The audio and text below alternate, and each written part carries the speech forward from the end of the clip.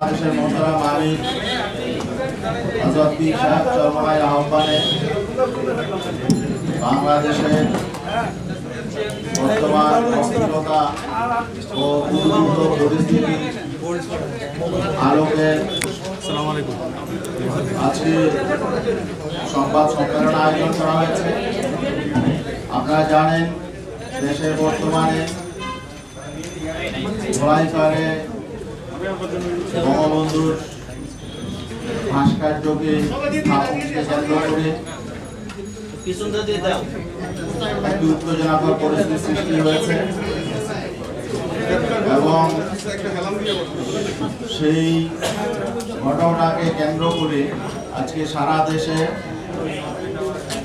আমাদের জনগণের মধ্যে যে বিভক্তি তৈরি হয়েছে।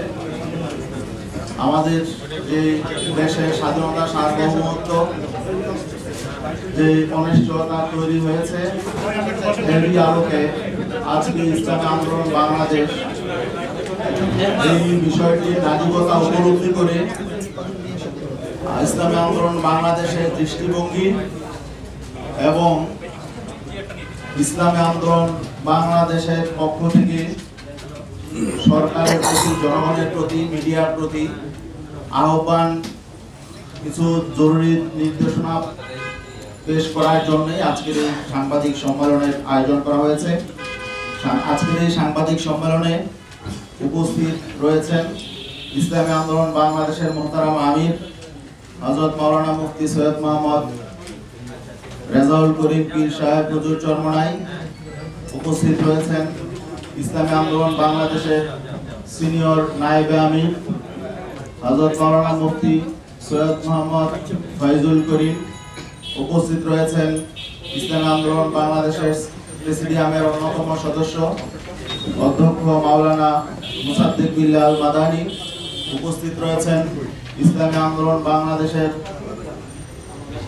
অন্যতম উপদেষ্টা, রাজনৈতিক উপদেষ্টা অধ্যাপক আশরাফ আলী আকন। উপস্থিত রয়েছেন ইসলামী আন্দোলন বাংলাদেশের কেন্দ্রীয় যুগ্ম মহাসচিব অধ্যাপক মাহবুবুর রহমান। উপস্থাপনায় আছি আমি মাওলানা গাজী আতাউর রহমান এবং আরো উপস্থিত রয়েছেন বাংলাদেশের বিশিষ্ট ইসলামী ব্যক্তিত্ব, বিশিষ্ট রাজনৈতিক বিশ্লেষক মাওলানা ওবায়দুর রহমান খান নদভী। উপস্থিত আছেন ইসলামী আন্দোলনের প্রেসিডিয়ামের অন্যতম সদস্য জনাব গোলাম মাওলা, খন্দকার গোলাম মাওলা। আরো উপস্থিত রয়েছেন ইসলামী আন্দোলন বাংলাদেশের কেন্দ্রীয় সাংগঠনিক সম্পাদক ইঞ্জিনিয়ার আশরাফুল আলম, কেন্দ্রীয় প্রচার সম্পাদক আহমদ আব্দুল কাইয়ুম, সহকারী সাংগঠনিক সম্পাদক আতিকুর রহমান, সহপ্রচার সম্পাদক মাওলানা দেলোয়ার হোসেন সাকি এবং ইতিমধ্যে উপস্থিত হয়েছেন ইসলামী আন্দোলন বাংলাদেশের সহকারী মহাসচিব জনাব আলহাজ আমিনুল ইসলাম এবং ইসলামী আন্দোলনের অন্যান্য কেন্দ্রীয় নেতৃবৃন্দ রয়েছেন। ছাত্র আন্দোলনের সভাপতি, সেক্রেটারি রয়েছেন, যুব আন্দোলনের সেক্রেটারি এবং ইসলামী আন্দোলন বাংলাদেশের বিশিষ্ট দায়িত্বশীল জনাব মাওলানা নেসার উদ্দিন রয়েছেন এবং রয়েছেন ইসলামী আন্দোলন বাংলাদেশের মুক্তিযোদ্ধা বিষয়ক সম্পাদক আলহাজ মোহাম্মদ আবুল কাশেম এবং অন্যান্য নেতৃবৃন্দ রয়েছেন। এখনই আজকের এই সংবাদ সম্মেলনে লিখিত বক্তব্য পেশ করছেন ইসলামী আন্দোলন বাংলাদেশের মোহতারাম আমির হযরত মাওলানা সৈয়দ মোহাম্মদ রেজাউল করিম পীর সাহেব হুজুর চরমনাই।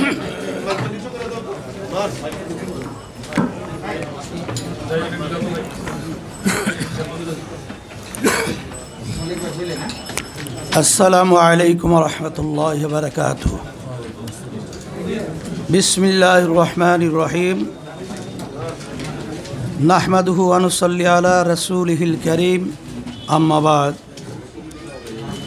প্রিয় সাংবাদিক বন্ধুগণ, গোটা বিশ্ব যখন করোনা মহামারীর ছোবলে বিপর্যস্ত, বাংলাদেশ যখন করোনা পরিস্থিতির প্রথম ধাপ অতিক্রম করে দ্বিতীয় ধাপের হুমকি সামলাচ্ছে, দেশে সাধারণ মানুষ যখন রুটি রুজি জোগাড়ে হিমশিম খাচ্ছে, দ্রব্যমূল্য যখন আকাশচুম্বী, যখন নাগরিক সমস্যা মোকাবিলায় দলমতের ঊর্ধ্বে ওঠে, জাতীয় ঐক্যের প্রয়োজন সবচেয়ে বেশি, তখন দেশের একটি চিহ্নিত মহল কর্তৃক জনগণের মাঝে ঘৃণা ও বিভেদ সৃষ্টির অপচেষ্টার প্রেক্ষিতে আজকের এই সংবাদ সম্মেলনে আপনাদেরকে আমন্ত্রণ জানিয়েছি।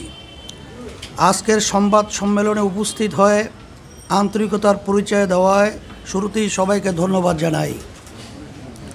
প্রিয় সাংবাদিকবৃন্দ, আপনারা জানেন ইসলাম চরিত্রগতভাবেই শান্তিবাদী একটি ধর্ম। পবিত্র কোরআনে পরিষ্কারভাবেই জোর করে কারো উপরে ধর্ম চাপাতে নিষেধ করা হয়েছে। ফলে ইসলাম তার 1450 বছরের ইতিহাসে কখনোই কোনো জনপদে শক্তি প্রয়োগ করে ইসলামের কোনো বিধান চাপিয়ে দেয় নাই। অনুরূপভাবে বাংলাদেশের সমাজকে অপরাধমুক্ত রাখতে, কর্মমুখী করতে, সমাজের শান্তি শৃঙ্খলা রক্ষা করতে, সমাজের মানুষের মাঝে সম্প্রীতি, সহমর্মিতা ও সৌজন্যবোধ চর্চায় ওলামায়ে কেরাম শান্তিপূর্ণভাবে যুগ যুগ ধরে নিরলস চেষ্টা করে যাচ্ছেন। প্রিয় সাংবাদিক বন্ধুগণ, আপনারা বর্তমান পরিস্থিতি জানেন। একটি সুবিধাভোগী মহল সাধারণ মুসলিম জনতার উত্থাপিত একটি মতামতকে কেন্দ্র করে গোটা দেশে লম্ফজম্ফ, হুমকি ধুমকি দিয়ে বিশৃঙ্খলা তৈরির চেষ্টা করছে। তাদের পিছনে বাংলাদেশের অর্জন, উন্নয়ন, সামাজিক সম্প্রীতি ও স্থিতিশীলতা বিনাশে কর্মরত কিছু দেশি বিদেশি চক্রেরও ইন্ধন রয়েছে বলে ধারণা করা হয়। স্বপ্নের পদ্মা সেতু প্রকল্পের ঢাকা কেন্দ্রের প্রবেশদ্বারে বঙ্গবন্ধুকে স্মরণ করে স্থাপিত হতে যাওয়া ভাস্কর্য নিয়ে একটি বিতর্ক তৈরি হয়েছে। 5-7টি মসজিদ মাদ্রাসার মিলন মোহনায় 2টি মসজিদের অবকাঠামো ভেঙে এই পয়েন্টে ভাস্কর্য স্থাপনের ফলে স্থানীয় ইমাম, মুসল্লি ও তৌহিদি জনতা সেখানে ভাস্কর্যের বদলে বিকল্প কোনো উত্তম পন্থায় বঙ্গবন্ধুকে স্মরণীয় করে রাখার দাবি জানিয়েছিল।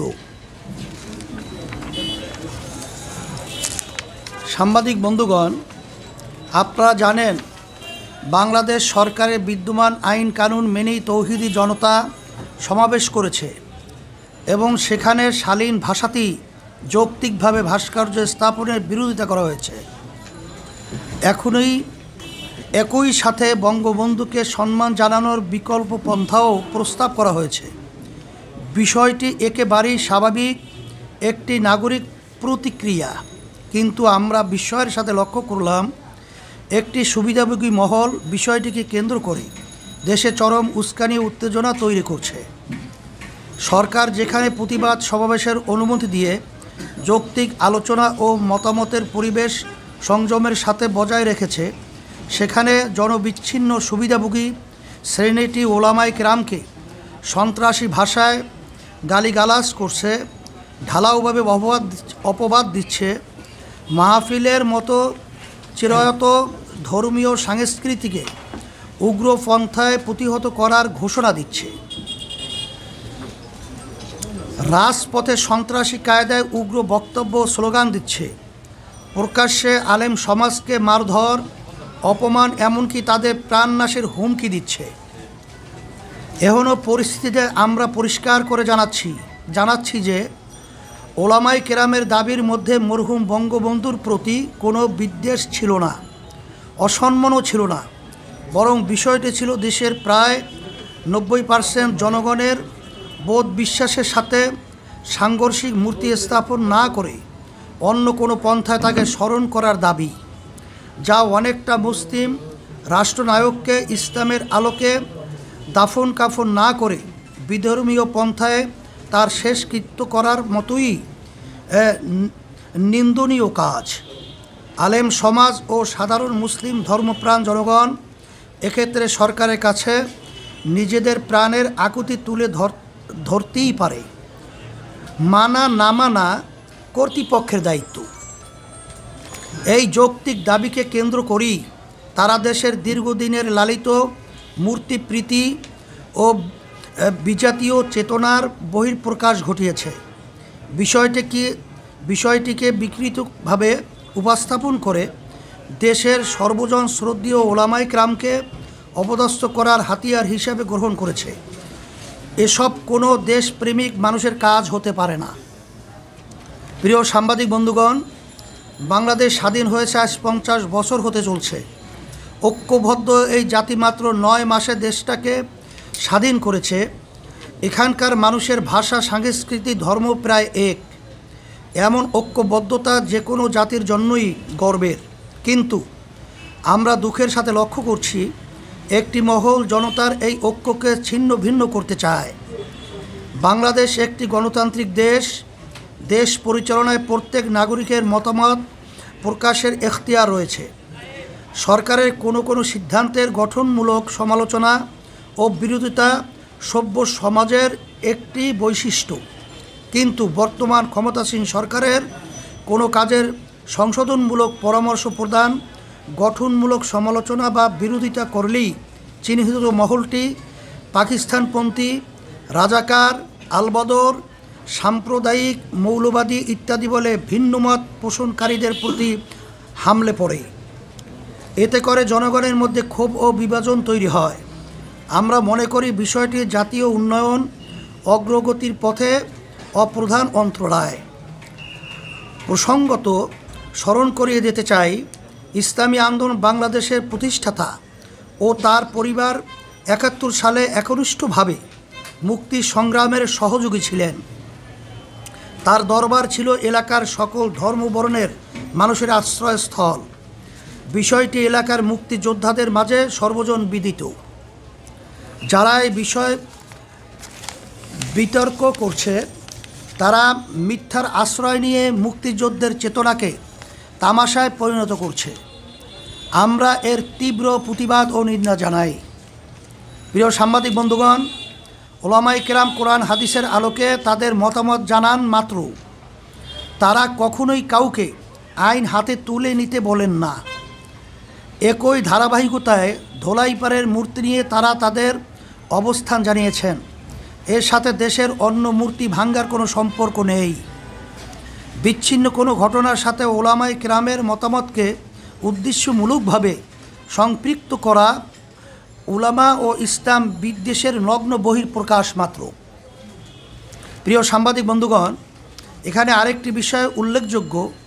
মরহুম শেখ মুজিবুর রহমানের শাসনামলে যারা তার বেশি বিরোধিতা করেছে, বঙ্গবন্ধুর চামড়া খুলে নেয়ার হুমকি দিয়েছে, বঙ্গবন্ধু হত্যার ক্ষেত্র তৈরি করেছে, মৃত্যুর পরে আনন্দ উল্লাস করেছে, তারাই আজ বঙ্গবন্ধুর সম্মান রক্ষার নামে অপসংস্কৃতি প্রসারের সবচেয়ে এগিয়ে। অবস্থার দৃষ্টি মনে হয় এরা বঙ্গবন্ধুর কন্যা ও মূল আওয়ামী লীগের চেয়েও বেশি মুজিব ভক্ত হয়ে গেছে। এখানে মনে হওয়া যৌক্তিক যে বঙ্গবন্ধুর সম্মান তাদের উদ্দেশ্য না, বরং তাওহীদ বিরোধী মূর্তিবাদী আদর্শ বিস্তারই তাদের মুখ্য উদ্দেশ্য, যা এদেশের বৃহত্তর জনগোষ্ঠীর চেতনা বিরোধী। তাছাড়া সরকারের উন্নয়ন বাধাগ্রস্ত করার এবং দেশের সামগ্রিক সম্প্রীতি ও শান্তি শৃঙ্খলা বিনষ্ট করাও তাদের দূরবর্তী লক্ষ্য। প্রিয় সাংবাদিক বন্ধুগণ, ভাস্কর্য মূর্তি ইস্যুতে চরম উস্কানির মুখেও দেশের শান্তি ও স্থিতিশীলতা বজায় রাখার স্বার্থে ইসলামী আন্দোলন বাংলাদেশ সীমাহীন ধৈর্যের পরিচয় দিয়ে এসেছে। কিন্তু এরই মাঝে গতকাল মুক্তিযুদ্ধ মঞ্চ নামের একটি ভুইফোর সংগঠন ইসলামী আন্দোলন বাংলাদেশের সিনিয়র নায়েবে আমির মুফতি সৈয়দ মোহাম্মদ ফয়জুল করিমের নামে একটি জঘন্য মিথ্যা মামলা দায়ের করেছে। সঙ্গে আরও 2 জন বিশিষ্ট আলেম আল্লামা জুনায়েদ বাবুনগরী ও মাওলানা মামুনুল হকের নামেও মিথ্যা মামলা দায়ের করা হয়েছে। আমরা বিষয়টিকে রাজনৈতিক ইস্যু মনে করিনি, যে কারণে ধৈর্যের সাথে পরিস্থিতি পর্যবেক্ষণ করেছি মাত্র। আমরা আমাদের দলীয় ব্যানারে বা কোনো সহযোগী সংগঠনের ব্যানারে কোনো কর্মসূচিও দেইনি। উগ্রবাদী শক্তি ও তাদের উচ্ছৃঙ্খল সহযোগীরা আমাদের নীরবতাকে দুর্বলতা ভেবেছে। আমি সরকারকে এসব অন্যায় সীমালঙ্ঘনকারীদের নিবৃত্ত করার অনুরোধ জানাই ও ক্ষমতাধীন সরকার এবং তাদের সুবিধাভোগী উগ্র সমর্থকদের সতর্ক করে বলতে চাই, এদেশের ধর্মপ্রাণ সাধারণ মুসলমানরা আজ ঐক্যবদ্ধ। শান্তিপ্রিয় ধর্মপ্রাণ মানুষের ধৈর্যেরও একটা সীমা আছে।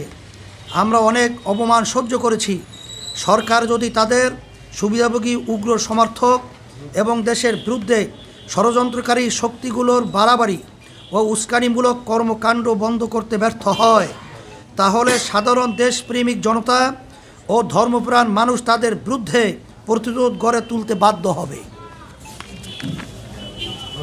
প্রিয় সাংবাদিক বন্ধুগণ, মূর্তি বা ভাস্কর্য নিয়ে বিরাজমান পরিস্থিতিকে আমরা দেশ বিরোধী অপশক্তির চক্রান্ত আকারে দেখছি।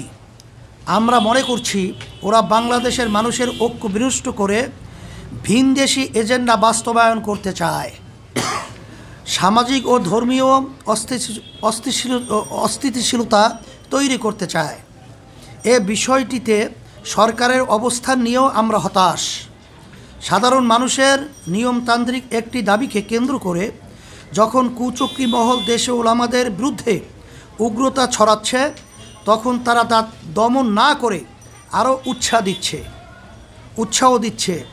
আমরা মনে করি তাদের এই ভূমিকা বরং বন্ধুকে ছোট করছে, তার সম্মানকে মানুষের চেতনার সাথে সাংঘর্ষিক অবস্থানে ঠেলে দিয়েছে, অথচ এর কোনো দরকার ছিল না। জনগণ মনে করছে সরকার তাদের ব্যর্থতা, দুর্নীতি এবং অনিয়ম আড়াল করতেই এই অপকৌশলের আশ্রয় নিয়েছে। পরিশেষে আজকের সংবাদ সম্মেলন থেকে আমরা ইসলামী আন্দোলন বাংলাদেশের সিনিয়র নায়েবে আমির, দেশের বিশিষ্ট রাজনৈতিক ও ধর্মীয় ব্যক্তিত্ব মুফতি সৈয়দ মোহাম্মদ ফয়জুল করিম, আল্লামা জুনায়েদ বাবুনগরী এবং মাওলানা মামুনুল হক এর মিথ্যা মামলা প্রত্যাহারের দাবি জানাচ্ছি। পাশাপাশি যারা দেশের ওলামা সমাজকে এবং সম্মানিত ধর্মীয় ব্যক্তিদেরকে অশালীন ভাষায় গালিগালাজ করে, কটূক্তি করে, ব্যঙ্গ কার্টুন প্রকাশ করে, অপমান অপদস্থ করে প্রাণনাশের হুমকি দেয়, সংঘাত মারামারি ও মল্লযুদ্ধের আহ্বান জানায়, তাদের বিচারের আওতায় এনে শাস্তির দাবি করছি। আমরা আশা করছি সরকার আমাদের যৌক্তিক দাবি মেনে নিয়ে দেশকে অস্থিতিশীল পরিস্থিতির হাত থেকে রক্ষা করার উদ্যোগ গ্রহণ করবে। আর সরকার যদি ষড়যন্ত্রকারীদের নিয়ন্ত্রণে ব্যর্থ হয়, তাহলে ইসলামী আন্দোলন বাংলাদেশ নিজেদের নিরাপত্তা, মর্যাদা, মত প্রকাশের স্বাধীনতা ও নাগরিক অধিকার রক্ষার প্রয়োজনেই দেশের জনগণকে সঙ্গে নিয়ে বৃহত্তর কর্মসূচি দিতে বাধ্য হবে। আবারও সবাইকে আন্তরিক ধন্যবাদ জানিয়ে শেষ করছি। আল্লাহ হাফেজ। সবাইকে ধন্যবাদ। প্রিয় সাংবাদিক বন্ধুগণ, এই লিখিত মোহতারাম